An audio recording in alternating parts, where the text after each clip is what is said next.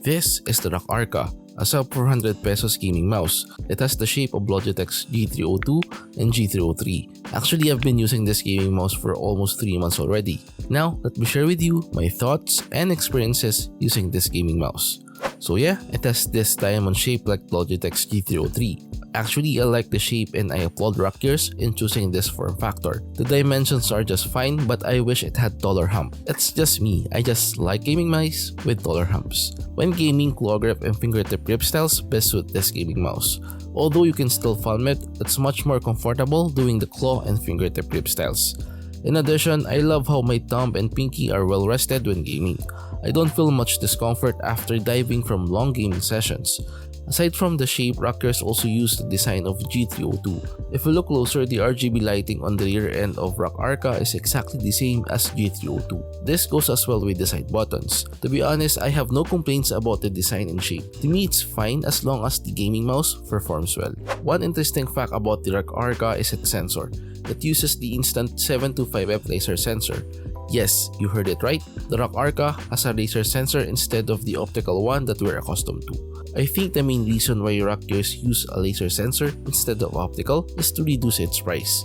Imagine if they used Pixar 3325, which is prevalent in budget gaming mice, the price might have bumped into 500 or 700 pesos. Now if we talk about performance, I noticed there's a little bit of jittering. Actually, it's intermittent. Sometimes you can feel it jittering while gaming and sometimes it's not. According to my research, laser sensors are prone to jittering, especially if you have a cloth mousepad. I guess this is one of the reasons why most gamers don't like it. Now if you're going to ask my opinion, I would say that Rakk should have used an optical sensor instead. Let's say they used Pixar 3370 or 3395 with the shape of Logitech G302 and G303. For sure, Rakk Arka could be one of their best sellers. One good feature that I haven't mentioned yet is the left of distance. The Rakk Arka has 1mm LOD. In our CD test, the mouse stops tracking when two compact discs are used. Low LOD is good in FPS games. However, you cannot adjust it in the downloadable software, which I think is okay because by default, Rakk Arka has low LOD. Now, let's jump into its weight. If we check it, Rakk Arka weighs 75 grams without its cable. 75 grams is quite heavy to be honest, but I was able to use this gaming mouse in long gaming sessions without any discomfort. Also, I used this at work, which is a 9-hour shift, and my experience is the same. So I could say that the weight of Rakk Arka is good enough. I know this is a trivial matter, but let me discuss the Rakk Arka's coating. This gaming mouse has this semi-matte finish. Now if you have sweaty fingers, for sure you will not love it. Your oily or sweaty fingers will leave smudges or markings after using it. To be honest, I'm not a fan of this coating because I have sweaty hands. I guess they used a cheaper coating material to reduce the costing of this gaming mouse. Speaking of costing, Rakk Arka is currently priced at 395 pesos. It's really affordable, which makes it enticing to buy. Now if we check the mouse feet, it has VTFE mouse skates. However, the skates are only applied on the upper and lower part of the mouse. There are no skates surrounding the sensor. Although it has fewer skates installed, the gliding experience is okay. It still glides well on my pad even though it has semi-rough surface. So yeah, mouse feet wise, the mouse is good. Rakk Arka is a wired gaming mouse. The good thing about its wired connection is that Rakk used braided cable instead of the PVC type. In addition, the cable is soft enough, which I think is also good. But like I said in our previous wired gaming mouse videos, it's better to have proper cable management to prevent cord drag when gaming. Unfortunately, the Rakk Arka only has 125Hz polling rate even though it's a wired gaming mouse. If you check the software, there are no options to upgrade the default polling rate. Having a low polling rate is not ideal in fast-paced gaming. For sure, input delays can be a major problem. As you might have heard earlier, Rakk Arka has a dedicated software which you can download from Rakk's website. To be honest, I did not expect this. I thought it's just the gaming mouse when you purchase it. Inside the software, you can adjust the usuals like the button functionalities, macro settings, DPI settings, and the lighting. In the DPI setting, the increments are by 200 via the slider. You cannot input the DPI increment of your choice. Aside from the aforementioned settings, you can also set the pointer precision, firing speed, and the wheel speed. To me, the included settings are just fine because these are the usual things we see in a downloadable software of a gaming mouse. But I think it would be better if we can adjust the polling rate of Rakk Arka. I'm not sure why we can't adjust it, but my hunch is because of the pricing. To make it a sub 400 peso gaming mouse, they needed to make compromises. Okay, so we have discussed most of the essential features of Rakk Arka. Now let's tackle its mouse buttons and switches. The Rakk Arka has Wano blue shell pink dots mechanical switches.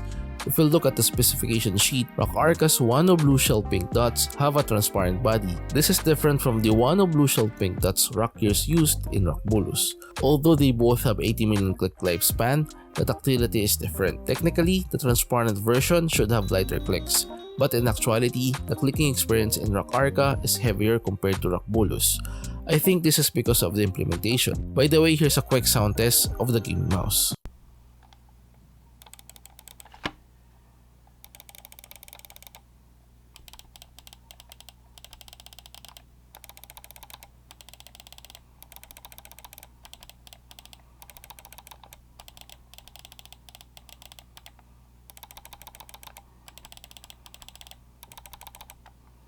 As for the side buttons, I'm not sure what switches were used, but I love the implementation because it's not mushy. The placement is good too because I can easily reach them.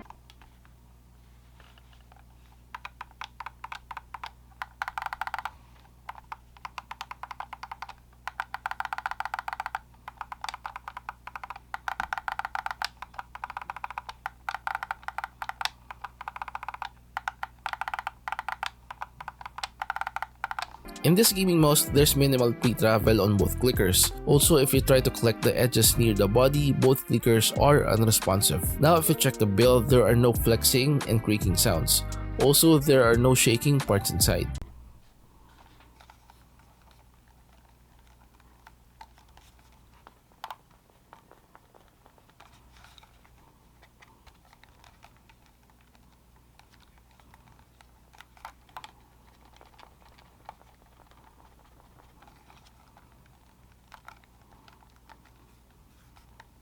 To me, this is good because it means all parts are installed well and are intact. Overall, I can say that Rakk Arka is good for productivity tasks and casual gaming. I love the ergonomics of this gaming mouse and its design. It has decent weight too, which helps eliminate discomfort when using the mouse in longer productivity and gaming sessions. In addition, all parts are installed properly as we have tested earlier. However, it might not be ideal to use it in competitive games. As we have discussed earlier, it has low polling rate which could lead to input delays. Also, I experience a little bit of jittering when gaming.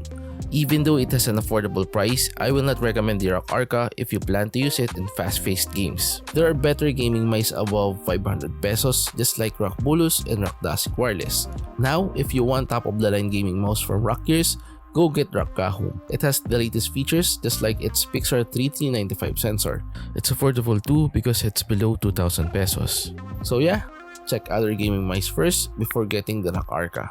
And that's it guys, we have reached the end part now. Hopefully you've enjoyed this video. Till our next, goodbye.